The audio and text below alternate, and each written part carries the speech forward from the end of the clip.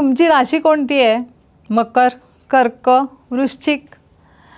राशी भविष्य बघायला खूप मजा येते की नाही?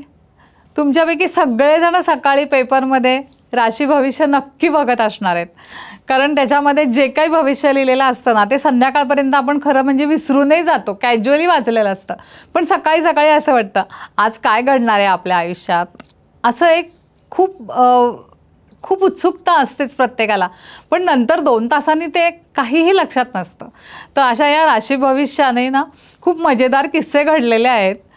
मी एकदा मुंबई पुणे डेक्कन क्वीननी प्रवास करत होते, म्हणजे मी बरेच दिवस करायची. तर पास होल्डरमध्ये कोणीतरी मिड डे आणायचं रोज, आणि तेव्हा मिड डे नवीन होता, तर सगळेजण मिड डेची आम्ही भविष्य वाचायचो आणि त्याच्यावर चर्चा करायचो. तर एक दिवस माझ्या भविष्यात असं आलं की you will get treat from your spouse. सगळ्यांनी मला चिडवायला सुरुवात केली, चला आता आज काय नवऱ्याकडनं ट्रीट मिळणार तुला. मी म्हटलं अगो काही नाही, घरी जायचंय, कुकर लावला असेल, स्वयंपाक करायचा वगैरे, असं सगळं मी सांगितलं सगळ्यांना. आणि आम्ही उतरलो तर मला नवरा न्यायला आला होता स्टेशनवरती. अरे वा. तर मी म्हटलं अरे अशी गंमत झाली ना, आज सगळ्याजणी मला चिडवत आहेत की आज तुला ट्रीट मिळणार आहे, आज तुला ट्रीट मिळणार आहे. हो का, सगळ्याजणी तुला असं म्हणतात, चल मग आपण आज जाऊ जेवायला हॉटेलमध्ये, म्हणूनच मी इथं आलो आहे वगैरे. मग आम्ही हॉटेलमध्ये जेवून घरी आलो. घरी आल्यावर काय, स्वयंपाकघरात एवढा राडा झाला होता, आणि तो आल्यावरती कोण आवरणार, मग मला आल्यावरती एवढा आवरायला वेळ होणार नाही, म्हणून ती ट्रीट मिळाली. म्हणजे भविष्यात सुद्धा कधी कधी असं लिहिलं जातं की जे काय होणार आहे ते तुमचं होतं. पण कधी कधी घरातील वयस्कर लोकांची काळजी घ्या असं म्हणलं की एक फोन आईवडिलांना जातोच, किंवा कुठलीही गोष्ट असते, मुलांच्याकडून काही आनंदाची बातमी समजेल, अशा खूप वेगवेगळ्या गोष्टी या भविष्यामधून आपल्याला समजतात. यातली विनोदाची गोष्ट सोडा, पण आपण खूप गोष्टीत या भविष्याचं मार्गदर्शन घेतो की पुढे काय करूया, काय करायला नको. म्हणजे तुमचा शुभ रंग कुठला आहे आज, समजा ग्रीन असेल तर तुम्ही लगेच ग्रीन घालणार, व्हाईट असेल तर लगेच व्हाईट घालता.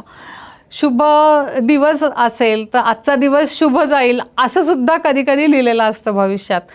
पण आता हे भविष्य आपल्याला आयुष्यातल्या बऱ्याचशा गोष्टी करायसाठी मार्गदर्शन होतं, पण खूप त्याच्या तुम्ही आहारी जाऊ नका असं मला वाटतंय. मी स्वतः खूप आहारी जात नाही, पण त्याच्याकडून मार्गदर्शन मात्र नक्की घेते राशी भविष्याचं. आता या राशी भविष्यावरूनच मला एक सांगावंसं वाटतं की आता राशी भविष्याचा अभ्यास करणाऱ्या, PhD करणाऱ्या खूप स्त्रिया आहेत, आणि त्या इतका व्यवस्थित अभ्यास करतात त्याचा, तर त्यामुळे हे शास्त्रसुद्धा खूप प्रगत झालेलं आहे. राशी भविष्य बघणं याच्यात खूप मजा येते, गंमत होते, मार्गदर्शन मिळतं, हे सगळं ठीक आहे. पण तुम्हाला माहिती आहे का, या क्षेत्रामध्ये ज्योतिषशास्त्र, ॲस्ट्रॉलॉजी याच्यामध्ये अभ्यास करणाऱ्या आणि त्याचा बिझनेस करणाऱ्या पण खूप महिला आहेत, आणि त्या इतक्या व्यवस्थितरित्या ह्या गोष्टी करता आहेत की मला त्याचा खूप अभिमान वाटतो की ज्योतिषशास्त्रसुद्धा सोडलेलं नाही आहे आपल्या महिलांनी, सगळीकडे त्या आहेतच आत्ता. राशी भविष्य हे खरं म्हणजे ज्याच्या त्याचा श्रद्धेचा प्रश्न आहे. कुणाचा खूप श्रद्धा असते, कोणी काहीच मानत नाही. पण मला असं वाटतं की जे काही कराल ते पूर्णपणे डोळसपणे करा. तुमचं आजचं राशी भविष्य बघितलं आहे ना, मी माझं बघितलं आहे.